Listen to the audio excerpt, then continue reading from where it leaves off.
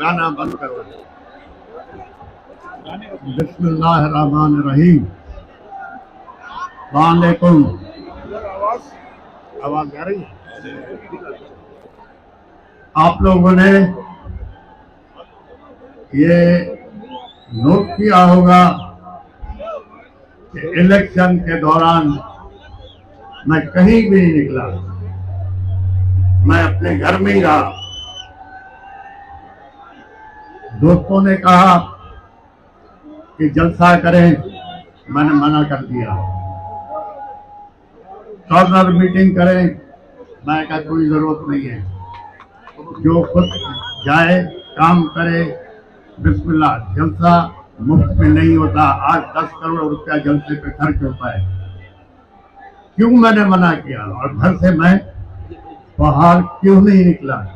2.5-3 महीने पहले ही इलेक्शन का रिजल्ट दिख चुका था और पेमेंट भी हो गई थी, पेमेंट भी कर दी गई थी। जब मैं हमेशा कहता था, और मेरे कुछ दोस्त कहते थे आप बार बार क्यों कहते हैं, मैं हमेशा कहता था कि फेडरेशन की अलामत हमारी फौज है, रखवाली है फेडरेशन की। इस इलेक्शन ने प्रूव कर दिया, कोई भी सियासी पार्टी, कोई भी सियासी लीडर अब नेशनल लेवल पे, कौमी लेवल पे कोई भी नहीं है, सब सूबे लेवल पे आ गए। इस इलेक्शन ने प्रूव कर दिया। अब जहां तक सवाल है, हमने दिलचस्पी नहीं दिखाई, वो मैंने बता दिया कि 2.5-3 महीने पहले ही हमें पता था कि पेमेंट हो गई है, जहां जहां जानी थी पेमेंट चली गई है। बाकी ये हमारा एक आईनी हक है कि हम एहतजाज करें, प्रोटेस्ट करें, लेकिन हमारा प्रोटेस्ट, एहतजाज जो इलेक्शन में डाका डाला गया है उसके खिलाफ है। बाकी फौज हमारी अपनी है, हम सोच भी नहीं सकते जो हमारी फेडरेशन को संभाल रही है उस फौज से हम दूर होंगे, सोच भी नहीं सकते हैं। बाकी सियासी इख्तलाफात होते रहते हैं और सियासत से मैं थोड़ा दूर इसलिए रहता हूं क्योंकि मैं हमेशा कहता हूं जो जितना अच्छा झूठ बोल सकेगा उतना अच्छा लीडर बन सकेगा। इसीलिए मैं ज्यादातर दूर रहता हूं कि झूठ बोलना कम पड़े।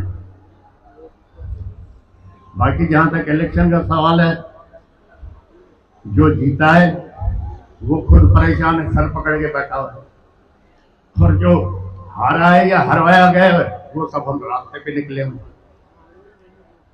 तो अब तो ये जो फैसला जो हमारे मुल्क के करते हैं, अब उनको सोचना पड़ेगा कि अब आपके पास कोई भी कौमी पार्टी या कोई भी कौमी लीडर नेशनल लेवल पे नहीं रहा। अब कौन बचा फेडरेशन संभालने वाला? सिवाय फौज के कौन बचा है? अब फलस्तीन में देखो क्या हशर है, गाजा में देखो क्या हशर है, लोग जूते खा रहे हैं, मर रहे हैं। अगर ये हमारी फौज नहीं हो तो हमारा भी यही हशर होगा। हम नहीं चाहते कि हम खुआर हों, खराब हों। ये हमारी फौज है जिसकी वजह से हम इज्जत से भी बैठे हुए हैं, सुकून से बैठे हुए हैं। यही फौज हमारी बॉर्डर संभाल रही है, यही सरहदों को संभाल रही है, दहशतगर्दी से मुकाबला कर रही है। इसी वजह से हम आराम से घूम रहे हैं, फिर रहे हैं। बाकी जहां तक सवाल है इलेक्शन का, इस पे भी मैं जरूर थोड़ी रोशनी डालना चाहूंगा। अब इंट्रा पार्टी इलेक्शन है। इंट्रा पार्टी इलेक्शन जिस तरह पीटीआई ने कराया, उसी तरह नून लीग ने कराया, उसी तरह पीपल्स पार्टी ने करवाया, उसी तरह फंक्शनल लीग ने कराया। अब उस पीटीआई के इंट्रा पार्टी इलेक्शन की वजह से ये क्या बोलती है, ये नहीं ये इलेक्शन कमीशन, उसने जमीन आसमान एक कर दी। अभी जो इतनी बड़ी खरीदो फरोख्त हुई है इस इलेक्शन में, जनरल इलेक्शन में, तो कहाँ है ये इलेक्शन कमीशन, कहाँ सो रही है? इस पे भी तो कुछ बोले। इमरान खान को सब चोर कहते हैं, चलो ठीक है, चोर है ना। क्या किया है तोशाखाना में? क्या इमरान खान से पहले जो लोग आए थे, प्राइम मिनिस्टर या प्रेसिडेंट, उन लोगों ने कुछ नहीं लिया तोशाखाना में? उन लोगों ने गाड़ियां नहीं ली क्या तोशाखाना से? जबकि कानूनन वो गाड़ियां ले ही नहीं सकते। तो सर इमरान खान चोर है? मेरी नजर में इमरान खान चोर नहीं है। मेरी नजर में हाँ, बेवकूफी हो गई होगी, गलती होती है। गलती किससे नहीं होती? गलती तो इंसान से होती है। अगर इमरान खान से गलती नहीं होती तो वो फरिश्ता होता। तो मेरी नजर में इमरान खान चोर नहीं है। अगर इमरान खान चोर है तो फिर हम सब भी चोर हैं। इंशाअल्लाह ताला अब ये एक कुदरती निजाम है। अगर सैलाब आ रहा है या पानी आ रहा है, आप उसका रास्ता रोकोगे तो फिर दूसरी जगहों को डुबाएगा। अब जो ये 2-2.5 करोड़ नौजवान नए वोट आए, वो एक सैलाब था ना।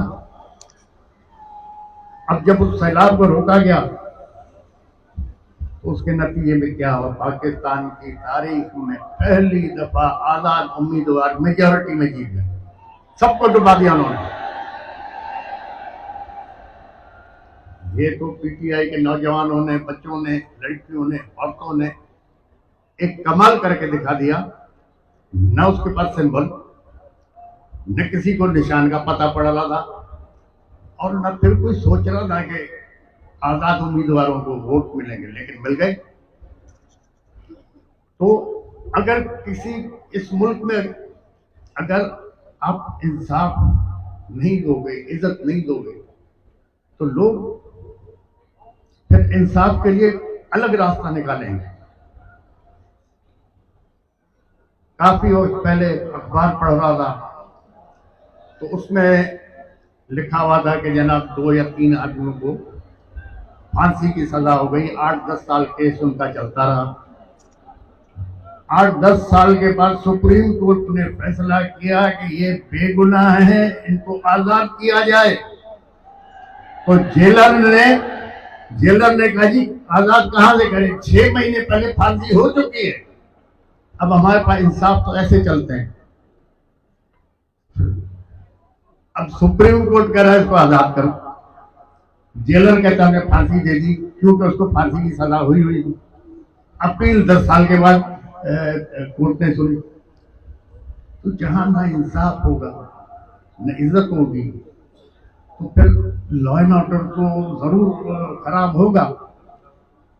इंशाल्लाह ताला अब सोचना यह है कि कानून के दायरे में रहते हुए और इज्जत से इस मसले को बाकी पार्टियों के साथ, जेयूआई हो गई, जमात इस्लामी हो गई, और मजीद जो भी हमारे साथी हमारे साथ आना चाहें, हम उनसे मिलके उनके मशवरे के साथ इसको चलाएंगे। जहां तक मुझे पता है, जो मैं समझता हूं, जो ऊपर खिचड़ी बन गई है, 8-10 महीने से ज्यादा ये हुकूमतें चलना ही नहीं है।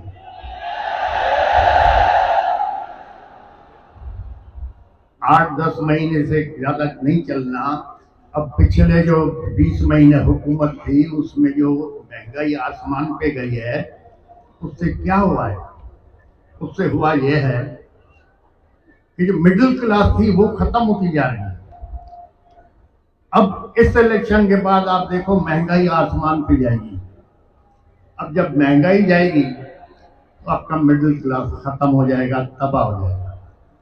माशरे को अमीर आदमी नहीं चलाता, न गरीब चलाता, माशरे को मिडिल क्लास चलाता है। जब मिडिल क्लास खत्म हो गया तो आपका माशरा खत्म हो जाएगा।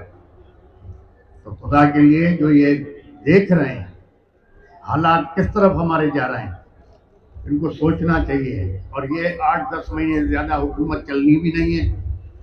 हो सकता है अब फौज ने सबको आजमा लिया, अब आजमाने के लिए बचा क्या है? हो सकता है इमरजेंसी डिक्लेयर हो जाए या मार्शल लॉ लग जाए। यही जज उसको प्रोटेक्शन देंगे, यही जज जो इधर बैठे हुए, यही जज लीगल कवर देंगे। तो हालात अच्छे नहीं हैं। दूसरा, मेरे दोस्तों ने कहा कि जी हम बाइकआउट करें इलेक्शन। मैंने कहा नहीं, आप बिल्कुल लड़ें। अगर नहीं लड़ते इलेक्शन तो हम कैसे लोगों को एक्सपोज करेंगे?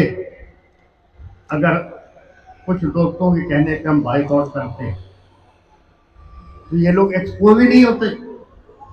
अब इतने बुरी तरह से एक्सपोज हो गए कि नेशनल और इंटरनेशनल लेवल पे ये बदनाम हो गए। इस इलेक्शन को कौन मानेगा? क्योंकि सारे इलेक्शन फ्रॉड पे थे, रिजल्ट पहले बिके हुए थे। तो इंशाल्लाह देखें, खुदा अच्छा करेगा। खुदा ताला आप लोगों को, इस मुल्क को, हमारी फौज को अपने हिफ्ज़ अमान में रखे और हर आफत, आजमाइश, तकलीफ, दुश्वारी से पनाह में रखे। हमारे जजों को, हमारी फौज को खुदा रहनुमाई फरमाए। इस कौम के, इस अवाम के फायदे के लिए सोचें और काम करें। आप लोगों की सबकी मेहरबानी। आप लोग दूर से आए, और दूसरा ज्यादा मैं तकरीर कर भी नहीं सकता, तकरीर मुझे आती नहीं। मेहरबानी, खुदा हाफ़िज़।